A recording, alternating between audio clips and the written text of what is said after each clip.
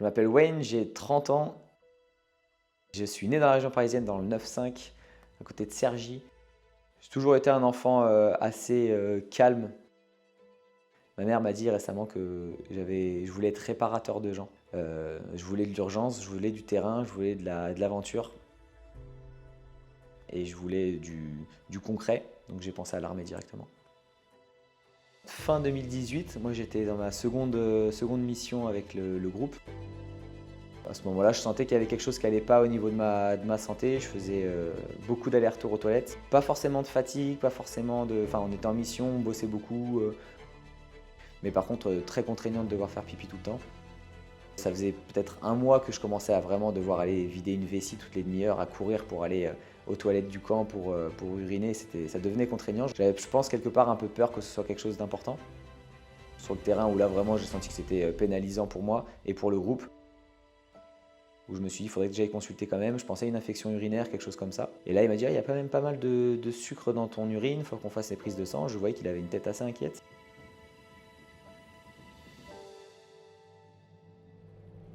Et au final, il m'a amené à la prise de sang. Et à ce moment-là, j'ai vu qu'il faisait vraiment une tête d'enterrement. Et ils m'ont dit, bah là, c'est un diabète. Le médecin du camp, du coup, me dit, bah en fait, non, un diabète, c'est à vie. Du coup, tu es inapte à sauter en parachute.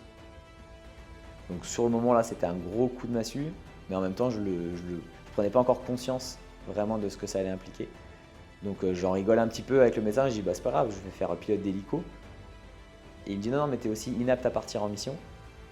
Et donc là, je comprends qu'en fait, bah, de l'instant d'avant où je vais faire ma prise de sang et maintenant, en fait, que ma vie sera complètement changée. Parce que bah, j'étais parti sur un plan de carrière de 11 ans, 15 ans, peu importe, faire plus. Et on allait acheter une maison avec ma femme. J'avais la deuxième petite qui allait arriver. Donc ça a été le moment à se dire, ok, là, il y a tout qui s'effondre sous mes pieds. Qu'est-ce qu'on va faire, quoi? J'avais l'impression d'être un caillou dans la chaussure, en fait. Un truc qui gênait dans l'engrenage et qu'il fallait vite sortir de là.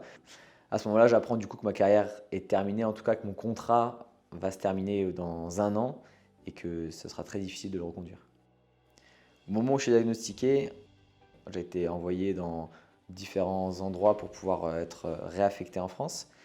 Et j'ai été réceptionné directement dans un hôpital militaire à Paris. Et donc là, je tombe dans un service de diabétologie avec des anciens, les pauvres qui étaient amputés et qui géraient très mal leur diabète. Et du coup, avec des spécialistes qui m'annoncent que bah, le diabète, ça va être des problèmes de vue, des problèmes de reins, de ne plus pouvoir faire de sport, que je suis inapte à conduire un véhicule, inapte à porter une arme, inapte à tout en fait. Et que je pourrais, enfin en gros pour moi, c'est que je peux plus vivre. Au début, je suis diagnostiqué, je suis sous dextro, j'ai pas de freestyle. Donc je suis avec me piquer au bout du doigt à chaque repas, voire même plusieurs fois dans la journée pour essayer de savoir mon taux. Je suis en train d'essayer de comprendre les glucides avec des infirmières militaires qui connaissent pas forcément le diabète. Il faut que je gère tout ça et je me rappelle, on est allé à un café avec ma famille. Et juste boire un café, j'étais stressé de me dire qu'est-ce qu'il faut que je fasse, est-ce qu'il faut que je me pique pas, est-ce que je peux pas. Il y a du lait, il n'y a pas de lait, comment ça se passe? Donc le début est très très difficile à gérer, en fait on a l'impression que tout est hostile. Je suis d'une nature plutôt optimiste, donc la première chose que je fais, c'est que je vais chercher sur internet. Déjà d'une, les métiers que je peux faire autres, donc en reconversion. Et surtout, bah, c'est quoi le diabète, me renseigner un petit peu. Et grâce notamment à des associations comme Type 1 Running Team, j'ai pu voir que bah, en fait, il y avait des gens diabétiques de type 1 qui faisaient du sport, et qui faisaient beaucoup de sport, et qui faisaient même la diagonale des fous à La Réunion par exemple. Ça a été l'exemple où je me suis dit, bah, tu me dis que je peux pas faire de sport, et là je vois des gens qui font un ultra trail en tant que diabétique de type 1. Et donc ça a été un moteur pour moi de me dire, ok, bah, ça va faire en sorte que je puisse gérer ma maladie, que je bouge, ça va être difficile, il va falloir apprendre à gérer, mais on va se donner les moyens. Et je commence tout simplement à aller marcher, à aller courir un petit peu doucement, et vachement à l'écoute de mon corps et des capteurs. À ce moment-là, j'avais le freestyle. J'essaie de comprendre un peu ce qui se passe. Je vais avec mes petits sucres à la salle de sport, avec mon petit stylo, et je me rappelle que c'est le labo dans la salle de sport. Mon entourage à ce moment-là le prend en pleine tronche comme j'ai pu le prendre aussi, mais ma mère est hyper confiante dans le fait que je vais pouvoir très bien vivre avec. Mon père est un petit peu plus impressionné.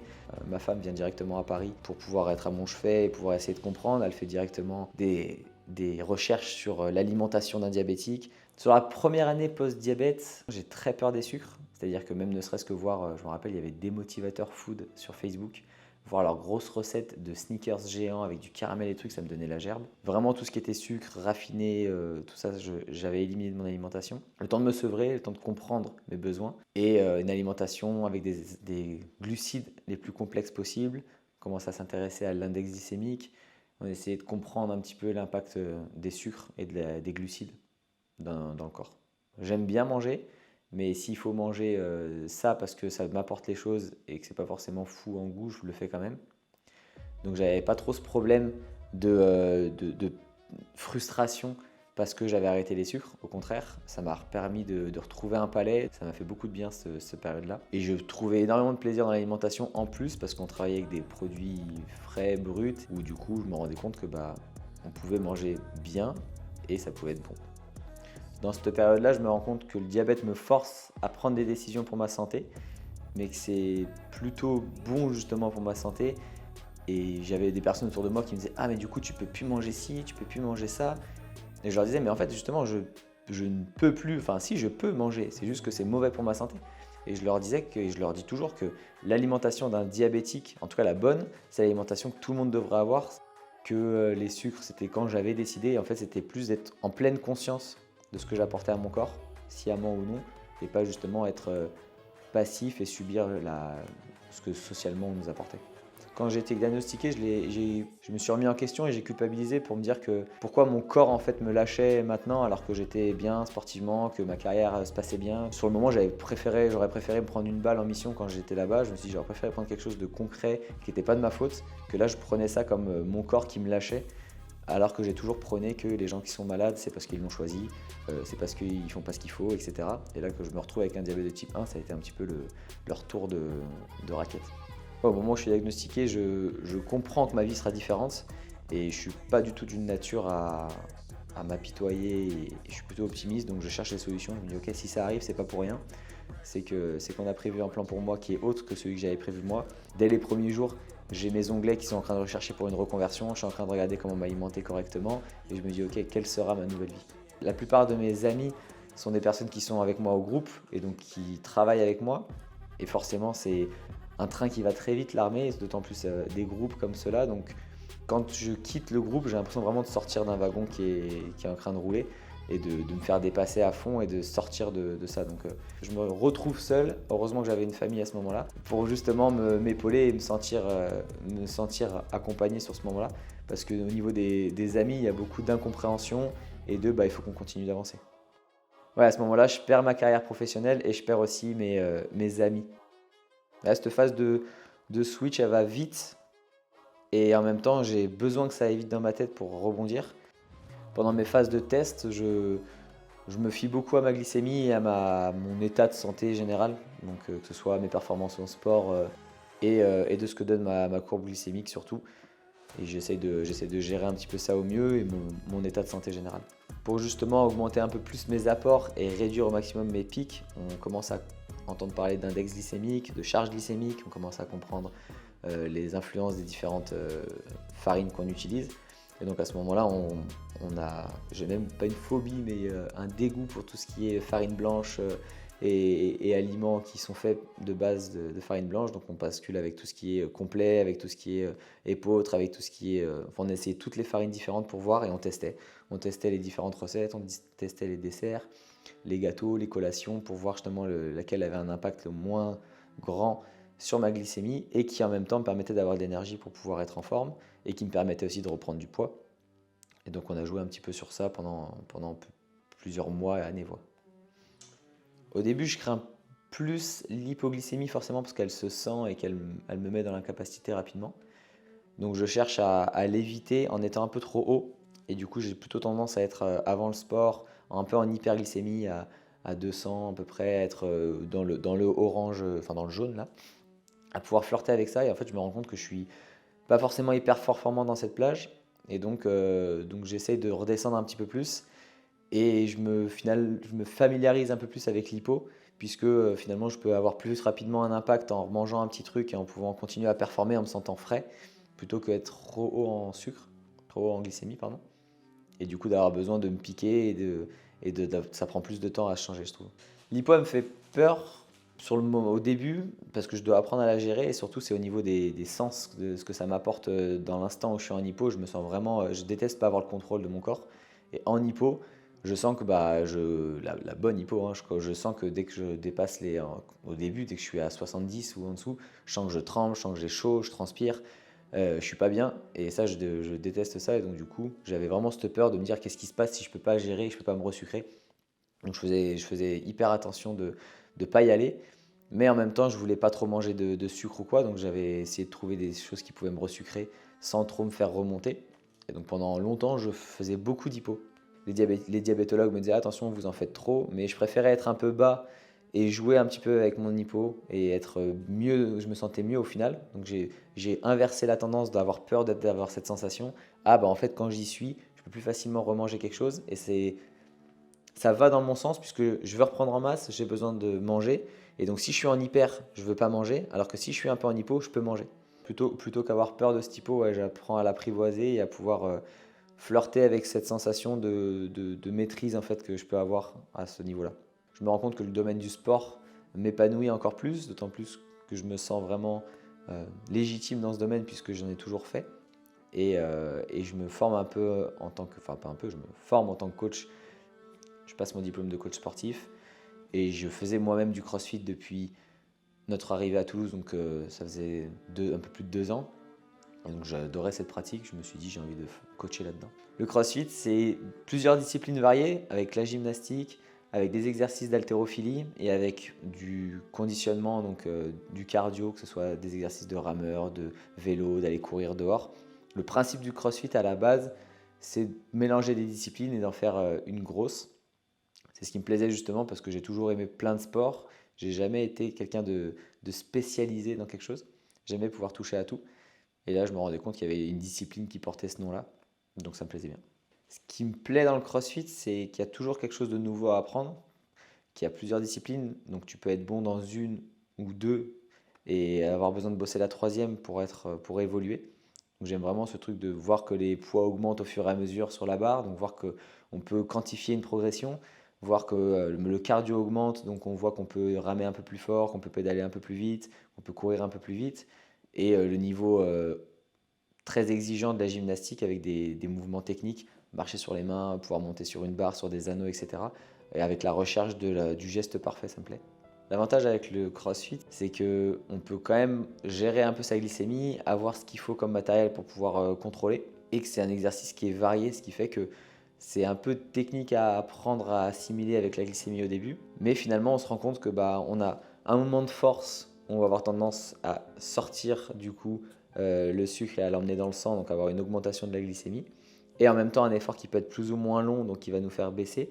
Donc naturellement il y a une tendance à pas se réguler non plus, mais comparé à quand j'ai pu faire des fois des sorties de run longues et avoir ma glycémie qui descend, là avoir une glycémie qui peut être gérée normalement entre guillemets. Je vois une différence de gestion de la glycémie en fonction de mes intensités parce que quand je fais un effort plus axé force ou plus un effort type haute intensité très court, un hit ou du fractionné, je vais avoir tendance à avoir ma glycémie qui monte. Et à l'inverse, quand j'ai un effort qui va être plutôt long à moins haute intensité, ma glycémie qui va venir descendre, descendre, descendre.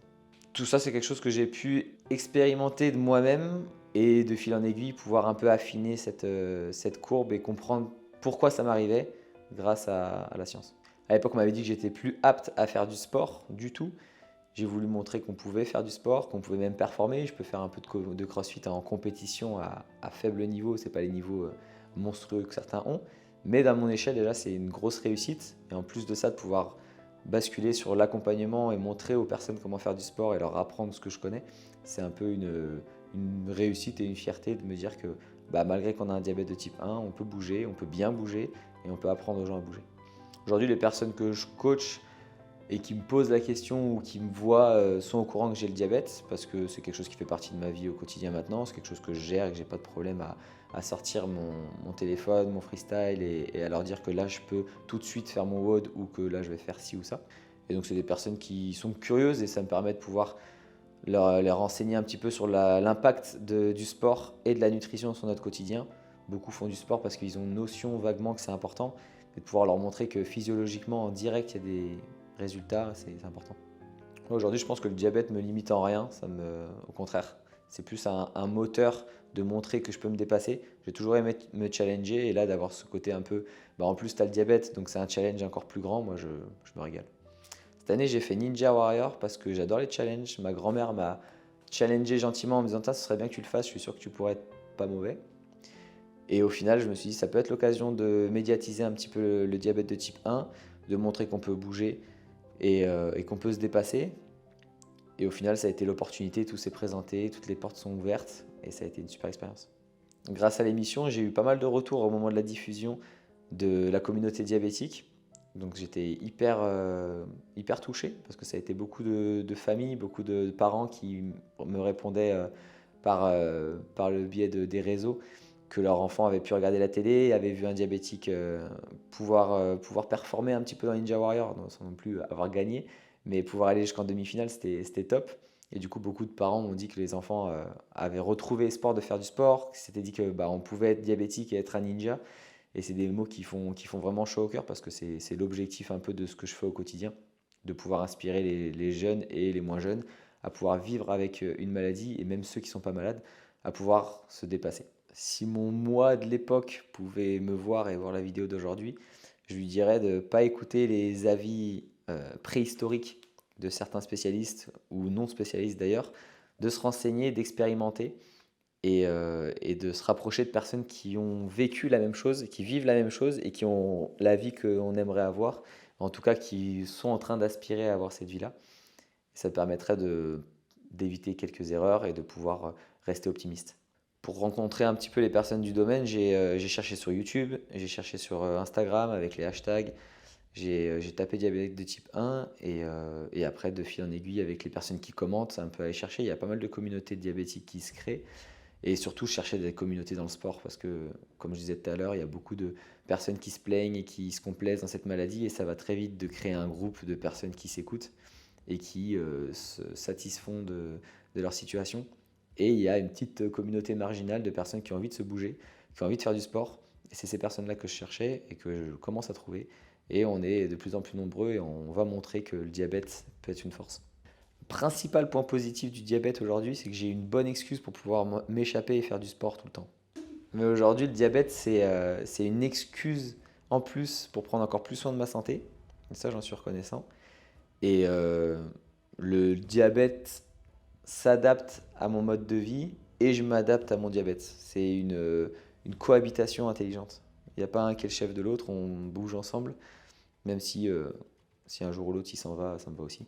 Mais il m'apporte beaucoup de choses intéressantes et beaucoup d'expérimentation. S'il s'en va, je ne changerai rien.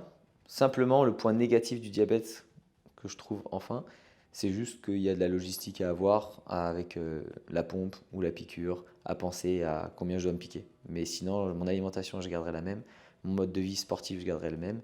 Et c'est juste qu'il y aura moins de logistique en plus. Je gagnerai en liberté d'esprit. C'est quand même une charge mentale constante de se dire ok, à combien je suis, combien je dois gérer, comment est ma glycémie. Cette chose-là, si je pouvais ne pas l'avoir, je pourrais penser à autre chose. Mon petit plat fétiche qui est bon pour ma santé, bon pour le goût et qui me gère bien le diabète, ce serait un petit quinoa avec poulet, curry, coco, petits oignons. 2024, j'ai pas un objectif, mais j'ai des objectifs. Déjà de me challenger sportivement. Donc, premier challenge, c'est l'Irox avec Glucose Mafia en duo, donc pour pouvoir allier un petit peu la course à pied, remettre un petit peu le pied sur la course. Des compétitions de CrossFit, en veux-tu, en voilà, un peu plus challengeantes. Et prendre du plaisir toujours dans le sport.